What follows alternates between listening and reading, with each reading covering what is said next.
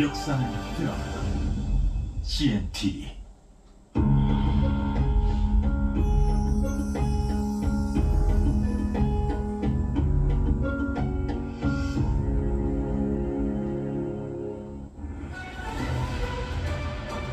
넥스트.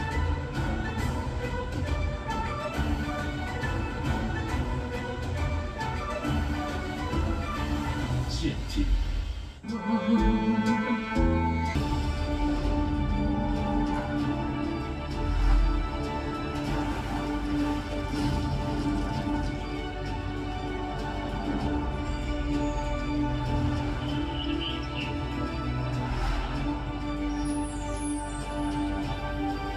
역사는 드라마 CNT.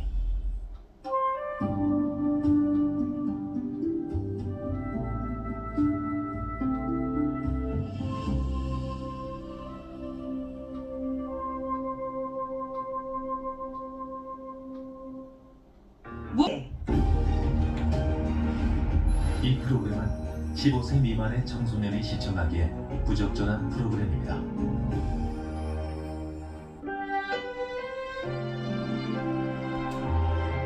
부산은 예부터 북태평양 어장과 남태평양 어장의 중간에 위치하고 있어 다양한 수산물이 모이는 곳으로 유명한데요. 세계적인 수산물 소비국인 일본, 중국, 러시아, 대만 등과 가까워 수산물 수출입의 관문 역할을 톡톡히 해오고 있습니다.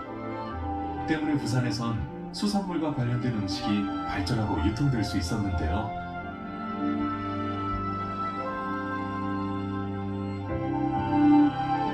지금은 사라졌지만 명태는 우리 연안에서 가장 많이 잡히는 생선이었습니다. 아울러 명태는 생태, 동태, 황태, 국어 등 다양한 방식으로 조리해 먹었을 뿐만 아니라 그 부속물까지도 젓갈로 만들어 먹을 정도로 버릴 것이 하나도 없는 생선이었습니다. 한편 부산은 명분에는 물론이거니와 멀리 원양에서 잡히는 생선들까지 모이는 수산물의 중심지였고, 더불어서 수산 가공의 중심지로 지금까지도 그 명맥을 유지해 오고 있습니다. 그리고 그 중심에 명란이 있습니다. 부산은 국내 내수용뿐만 아니라 일본에까지 수출하는 명란을 생산하는 업체들이 집중해 있습니다. 시간이 빚어낸 부산의 맛. 이번에는 부산의 대표적인 수산 가공식품인 명란에 대해서 한번 알아보도록 하겠습니다.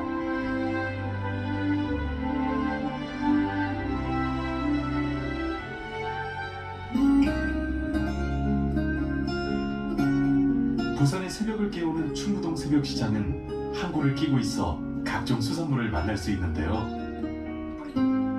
가공법에 따라 불리는 이름만 35개에 달한다는 명태는 우리나라 사람들이 부담 없이 즐기는 국민 생선 중 하나입니다.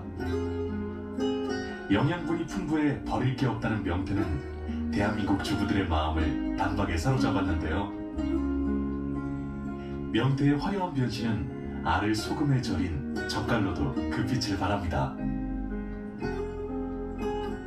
명란의 원재료인 명태알이 국제적으로 거래되는 시장을 가진 부산인 만큼 현재 부산에는 약 10여 개의 크고 작은 명란 제조 업체가 있다고 합니다.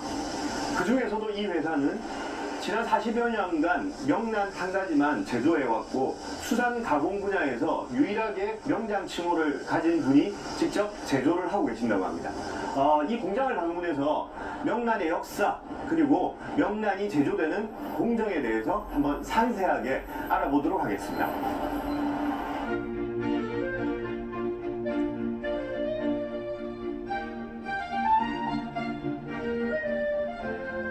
명태알을 소금에 절인 명란젓은 짭조름하면서도 부드러워서 밥도둑이 따로 없는데요. 이곳에선 우리나라 고유의 전통 발효식품인 명란젓을 국내외로 수출하며 그 뛰어난 맛과 옥수성을 알리고 있었습니다. 지금 회장님 여기 대한민국 명장 옷을 입고 계시는데 2011년도에 이제 예, 명장이 11년도에 명장됐습니다. 그러면 수산 가공 쪽에 수산 제조. 수산 제조. 그럼 수산 제조에는 회장님 외에 또 다른 분 명란 지금은 제 혼자 요즘 유일하십니까? 예. 오, 이 명란을 시작하신 데서 언제쯤부터 하셨습니까? 79년도부터 명란을 아마 가공을 접했는 것 같아요. 예. 그래서 주로 이제 하는 게 속초, 강릉에서 속초까지 오르내리를 하면서 예. 거기서 이제 겨울철에 나는 덕장에서 나는 명란을 받아가지고 1차 가공해가지고 일본 쪽으로 수출하는. 아, 그러면 이 동해에서 잡힌 명태를 이제 받아와서 받아와서 가공해가 일본 쪽으로 내고. 지난 1993년 명란 가공업체를 창업한 장석준 대표는 까다로운 일본인의 입맛을 사로잡기 위해 노력한 끝에 수산 제조 기술 분야에서 국내 최고의 자리인 대한민국 명장이라는 칭호를 받게 됐습니다.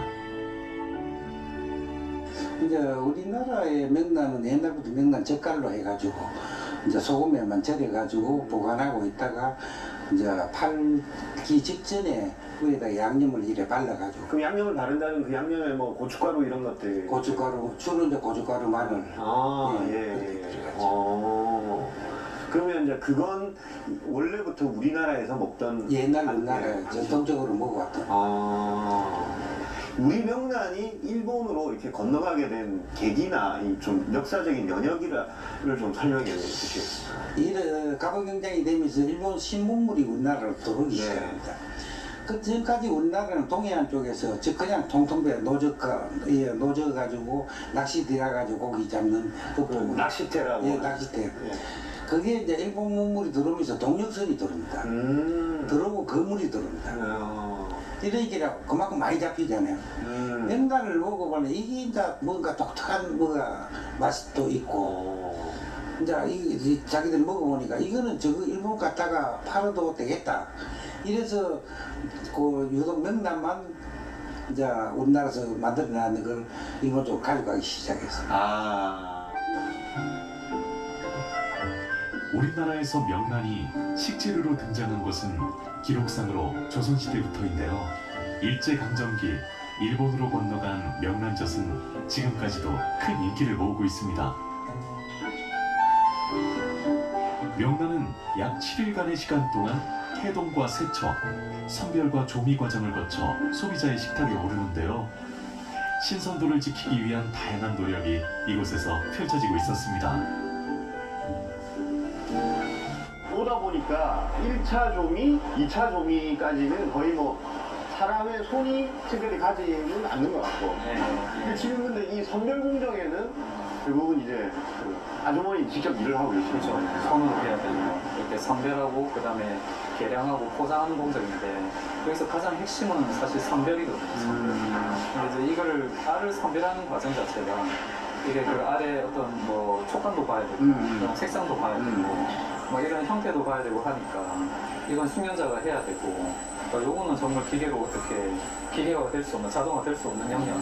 그럼 지금 여기 계시는 분들은 경력들이 다 좀 몇 년 이상씩 되셨겠네요. 상당히 많아요. 제가 평균을 내보니까 10년 되는 분들이 거의 한 40% 돼요. 저희 여기 공장에.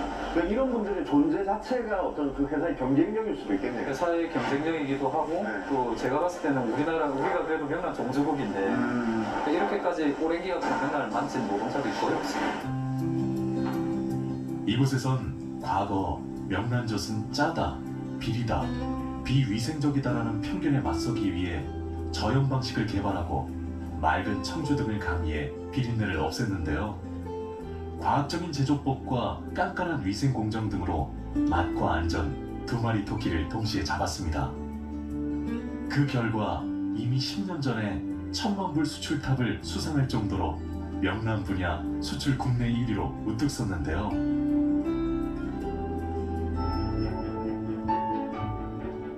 질 좋은 명란젓을 생산하기 위해선 뛰어난 원재료를 구입할 수 있는 환경이 조성되어 있어야 하겠죠.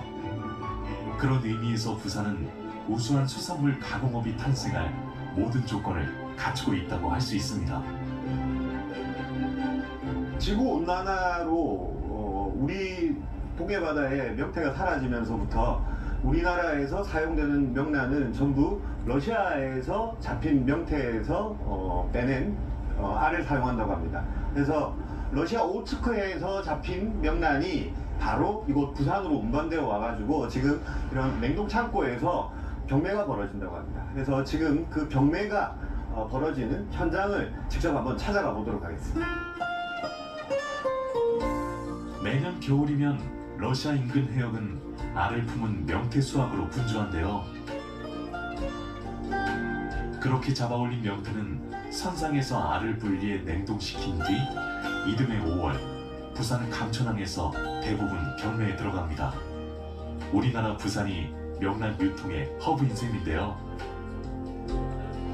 그냥 순식간에 그냥 딱 나와야 되네요. 눈에 딱 보고 이 알 같으면 내가 얼마 주고 사면 얼마짜리 가공을 만들겠다. 그런 판단이 그게 이게 직감이 중요한 거예요. 경험 예. 있는 분들이 지금 저 사람들 다 만져보고 가면서 연 알이 어느 정도 그러면 보통 저희 같은 경우는 열에서 5까지 내려가면서 요거는 그러면 8 정도 찍어 되겠다. 8 같으면 내가 몇 불 값어치 가지고 이걸 사야 되겠다. 그런 식으로 내가 메모해가지고 회사들과 다 계산해야 되는 거죠.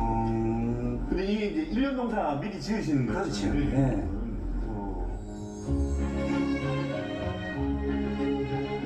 이곳에서 유통되는 물량만 해도 한 해 2, 3만 톤 정도로 대부분 미가공한 날것으로 유통되는데요. 질 좋은 명란을 구입하기 위해 일본에서도 매년 100여 명의 바이어가 부산을 찾는다고 합니다. 명란 생산량의 90%를 일본에서 소비하고 있음에도 불구하고 대부분의 명란을 부산에서 구입할 수 있다는 사실이 재미있게 느껴지는데요.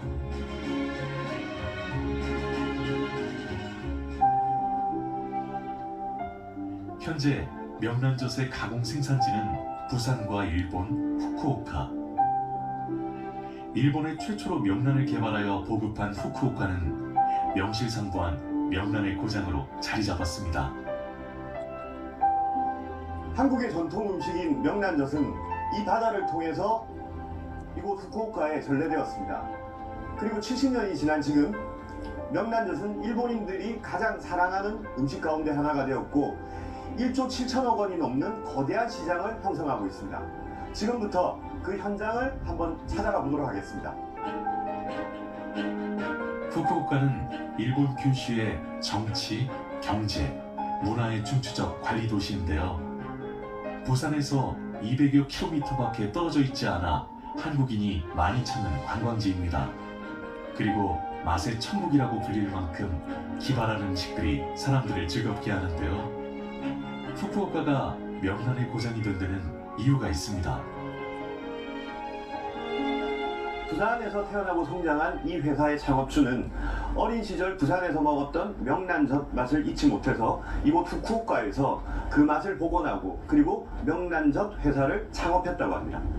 일본에서 가장 큰 규모의 명란젓 생산 공장인 이곳에는 단순히 생산 시설만 있는 곳이 아니라 명란젓과 관련한 박물관, 그리고 체험시설, 그리고 식당 등이 함께 존재하는 일종의 명란젓과 관련된 테마파크라고 할 수 있습니다. 일제강점기 부산에서 명란젓을 맛본 일본인 가와하라는 광복 이후 일본으로 돌아가 명란젓을 만들어 팔기 시작했는데요. 1946년 작은 식료품 가게로 시작한 이곳은 70여 년 만에 600여 명의 직원을 고용한 일본 최대 명란 업체로 성장했습니다. 후쿠야가 일본에서 이 명란 회사들 중에 제일 규모가 큰 걸로 알고 있는데 뭐 연간 생산량이나 매출액은 어느 정도 됩니까? 生産量はですね、1日だいたい4トンぐらい生産しています。ですから年間で1200万トンぐらいですね。で売上は159億円になります。 후쿠오카 하면 명란, 일본에서 명란 그럼 후쿠오카가 제일 유명한데 후쿠오카에는 이 명란 회사가 어느 정도나 있습니까? 福岡でだいたい約200社と言われています。 와 엄청나게 그 일본 사람들이 특히 명란을 좋아하는 이유가 있을까요? 好きな理由。そうですね、やはり、ご飯に合うというのが一番じゃないですか、で今みたいな夏は暑いから食が進まない、そういった中でも明太子が一つあればもう他のおかずはいらないということでもうご飯がどんどん入るということで、福岡の人は明太子は好きではないかなと思いますけど。 일본의 명란젓 시장은 약 2조 원 규모로 일본 열도에서 명란의 인기가 얼마나 대단한지 확인할 수 있었는데요. 연 매출 200억 엔을 목표로 하는 이곳에선 제조부터 판매까지 엄격한 품질 관리로 맛의 원점을 유지하는 데 만전을 기하고 있었습니다. 그 결과 일본 전역에서 반세기가 넘도록 유명세를 떨칠 수 있었는데요. 이 창업주께서 부산에서 태어나신 걸로 알고 있는데 몇 살 때까지 그럼 부산에서 계셨던 겁니까? 31歳まで釜山におりました。 오, 그러면 이 명란을 만들게 된 것도 사실 부산에서 어렸을 때 이 명란을 드셨던 건가요, 그러면? そうです。釜山でですね、明蘭城という、明太子のキムチ漬けを小さい時から食べてたと。その味がすごく美味しくって忘れられずに日本に引き上げてきた時も食べたいといったことで、自分なりに試行錯誤して作り上げたのが、明太子を作った最初のきっかけになっています。 그럼 이 후쿠오카에서 후쿠야가 명란을 최초로 만든 겁니까? 아니면 그 이전에도 다른 곳에서 명란을 만들어 있었던 겁니까? それ明太子の調味液をかけて、漬け込んだものを作り上げたのは、創業者である川原敏夫が最初だと言われてます。はい。明太子という言葉、明太子自体はですね、戦前からあったみたいですけども、そのたらこを調味液で漬け込んだもの、今日本で主流になっている明太子というのは創業者が初めて作り上げたものです。 명란젓 자체는 일본에서도 에도 시대 때부터 먹어왔는데요. 원래 타라코라고 부르던 것을 가와하라가 한국에 명란젓을 도입하면서 멘타이코라는 이름으로 불리게 됐습니다. 멘타이코는 명태알이란 뜻인데요. 이제 일본 내에서 없어서는 안 될 국민 반찬으로 등극했습니다.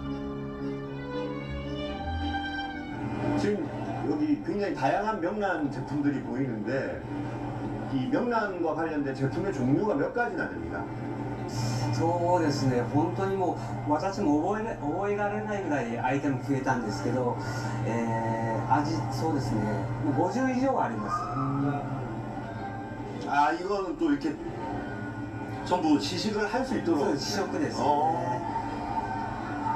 よかったらどうぞお好きなものを食べてみてください。 오.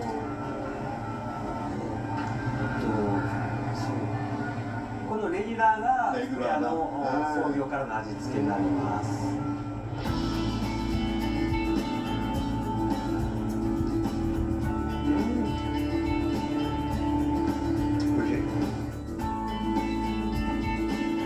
그리고 이곳에선 제품 개발뿐만 아니라 최근 32억 원을 들여 공장 변환 시설을 대대적으로 개조했는데요. 하카다의 음식과 문화박물관으로 불리는 이곳에선 명란젓 제작, 시식 체험 등의 견학 프로그램을 마련해 시민들이 명란을 더욱 친숙하게 여기도록 노력하고 있습니다. 한편 후쿠오카 시내에서는 명란 판매점을 쉽게 찾아볼 수 있는데요. 명란부터 명란을 응용한 명란김치, 오징어 명란 등 날것부터 가공식품까지 다양한 형태의 제품을 만날 수 있습니다.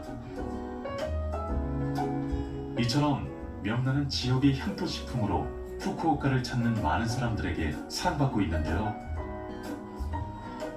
후쿠오카에서 이 명란의 인기를 실감할 수 있는 것 중에 하나가 이처럼 명란 전문 매장을 도심 곳곳에서 어렵지 않게 발견할 수 있습니다. 그리고 후쿠오카가 명란의 공구장이다 보니까 이렇게 일본 전국으로 그 택배로 배송되는 물량이 또한 만만찮다고 합니다. 후쿠오카에서 명란이 특산품으로 자리 잡은 데는 또 다른 이유가 있습니다. 멘타이코를 처음 판매했던 가와하라는 업계의 활성화를 위해 창업 초기 후쿠오카 내 다른 수산물 가게와 제조법을 공유하고 협회를 구성하는 방식으로 생산 규모를 키워왔는데요. 협업을 통해 일본 전역으로 시장을 확대하고 전국의 유통망을 구축하며 성공적인 향토식품 산업으로 일궈냈습니다. 함께 가면 멀리 간다는 공동체적 기업가 정신이 빚어낸 성과. 70년 전 한 사람의 해안이 후쿠오카 하면 명란이라는 공식을 만들어냈습니다. 품질 좋은 명태알로 완성도 높은 명란젓이 만들어졌다 손 치더라도 그것이 일상적이고 대중적으로 소비되어야 됩니다. 그런데 요즘 부산에서 만들어진 명란이 서울에서 아주 많은 인기를 끌고 있고 그리고 다양한 요리로 만들어지고 있다고 합니다. 지금부터 그 현장을 한번 확인해 보도록 하겠습니다. 사실 그동안 우리나라의 명란은 짜다는 인식이 강해 반찬이라는 이미지로 고정돼 있었는데요. 그래서 즐기는 방식도 밥 위에 명란을 조금 올려 먹는 게 거의 유일했죠. 하지만 최근엔 조미와 냉동 기술의 발전으로 다양한 요리가 시도되고 있는데요. 야, 이 지금 명란을 가지고 몇 가지 요리를 만드셨는데 설명을 좀 부탁드려도 될까요? 이게 이제 첫 번째는 우동인데요. 명란을 전체적으로 풀어준 거고 거기다 달걀을 살짝 해가지고 이게 좀 어떻게 보면 울면 중국 울면 있잖아요. 그거랑 좀 비슷한 느낌인데 그러면 지금 이건 이제 마요네즈랑 명란이랑 이렇게 소스를 만들어서 그 소스로 바게트 위에 발라서 구운 거죠. 지금 여기 쓰시는 명란들은 이제 우리나라에서 만들어진 거죠? 예, 우리나라에서 만든 부산에서 이제 셰프님은 이렇게 요리 공부 일본에 가셨죠? 예, 일본 저는 오사카 쪽에서 어떠신 것 같아요? 일본에서 이렇게 일본 명란 쓰신 거 써보신 거랑 우리 명란 지금 우리 명란의 완성도랄까 이런 것들 좀 근데 어떠신 것 같아요? 제가 이제 일본에서 처음 왔을 때는 좀 차이가 있다고 생각을 했었는데 요즘에는 거의 제 생각은 없는 것 같아요. 더 좋았으면 좋았지 나쁘진 않은 것 같아요. 그 정도로 그 전에 막 저염 명란 자체가 없었잖아요. 그렇죠. 무조건 짜게 해서 조금씩 띄워 먹게끔. 근데 저염이 되면서 이렇게 다양한 요리 방법이 또 나올 수 있는 것 같고 간이 적당하니까 이렇게 활용하기가 좋은 것 같아요.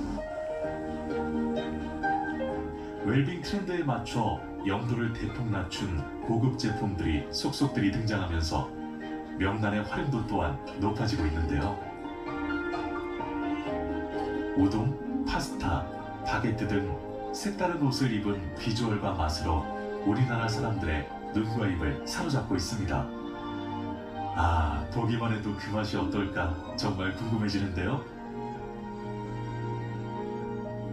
실제로 이제 명란이 아무리 잘 만들어져도 이게 일상적으로 소비가 좀 돼야 되지 않습니까? 예, 그렇죠. 그러기 위해서는 좀 어떻게 해야 될까요? 일단은 이제 뭐 요리사들이 맛있는 요리를 명란을 활용한 요리를 많이 만들기 시작하면은 또 그게 가정에서 따라하기 쉽잖아요.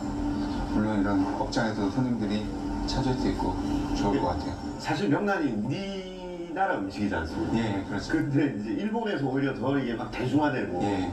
셰프님이 생각하시기에는 앞으로 우리나라에서 좀 어떨 것 같습니까? 이 명란이 그 가능성에 대해서 네, 저는 점점 좋아질 것 같아요. 이 명란이 만드는 기술이 점점 발전할수록 요리의 활용도도 높아지고 사실 좀 비싸고 짜고 이 두 가지 단점이 있었는데 좀 더 이렇게 가격이 조금 낮춰지고 덜 짠 게 나오면 완성도가 높은 요리도 많이 나오고 많이 드시지 않을까.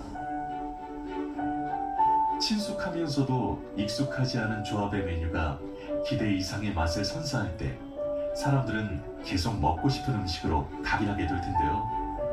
셰프들에게 변화무쌍한 식재료로 그 가능성을 인정받은 명란이 새로운 재료와 함께 독특한 맛을 선사할 그날을 기대해 봅니다.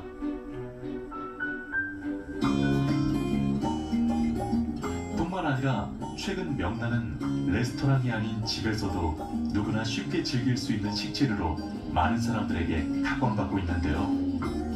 다른 젓갈과 달리 특유의 담백함과 고소함이 있는 명란의 활용법은 무궁무진하다고 합니다. 야, 이게 되게 순식간에 찌개도 만들어지고 스파게티도 만들어졌는데 평소에 이렇게 명란 좀 이렇게 활용해서 요리 많이 하십니까? 한식, 일식, 그 나라를 불문하고 과자나 다른 거에 딥소스로 만들어서 먹을 수도 있고 그 활용 범위가 굉장히 다양하고 폭넓은 것 같아요. 그러니까 이게 굳이 어떤 우리 음식에만 네. 어울리는 것이 아니고 네, 다양한 나라의 어떤 나라 음식이랑도 궁합이 맞다고 저는 생각을 하거든요. 네. 발효식품인 만큼 소화 흡수를 돕고 고유한 감칠맛과 독특한 풍미로 어떤 요리와도 잘 어울린다는 게 명란이 가진 가장 큰 장점인데요.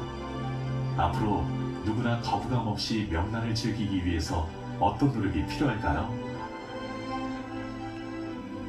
우리는 거의 명란이 이렇게 일상적인 음식이라기보다는 명절에 선물용 정도로만 지금 그치는데 이걸 좀 우리가 일상적으로 먹기 위한 뭐 그런 좀 조언? 이런 게 뭐가 있을까요? 제 개인적으로 봤을 때는 이 명란이 이제 어른들은 이제 젓갈 시장이라든지 재래시장 그리고 마트 젓갈 코너를 이제 가서 집중적으로 고르시잖아요. 굳이 어른들 아니고 젊은 사람들은 이 젓갈을 찾으려고 젓갈 코너까지 가진 않게 되는 것 같아요. 그러니까 조금 더 쉽게 접근할 수 있게 해주고 그거에 대한 조리법도 같이 넣어주면 좋지 않을까 싶어요. 대량 포장이 돼 있으니까 사람이 부담스럽고 저걸 다 언제 먹지라는 그런 생각을 하게 되니까 좀 소포장에 진짜 좀 다양한 포장 방법을 더 연구를 하면은 젊은 사람들부터 나이 드신 분들까지 좀 다양한 계층에서 더 소비가 이루어지지 않을까. 그러니까 일상에서 명란을 쉽게 접할 수 있는 방법들을 좀 좀 나오는 것 같아요. 누군가가 제시를 해줄 필요가 있겠네요. 명란은 부산의 것이었지만 꽃은 일본에서 피웠습니다. 현재 명란의 존중인 한국보다 오히려 일본에서 명란 소비가 압도적으로 큰 것이 이를 증명하는 것일 텐데요. 최근 국내에서도 뛰어난 기술력과 독특한 레시피 개발로 명란의 전성기를 준비하고 있습니다. 본래 젓갈류를 선호하는 한국인의 잠재 기호를 고려한다면 한국이 일본 시장을 따라잡는 것도 허황된 꿈만은 아닐 것 같은데요. 명란 종가의 타이틀이 어색하지 않도록 우리 고유의 맛, 명란이 식탁에서 오래도록 사랑받을 수 있길 바라봅니다.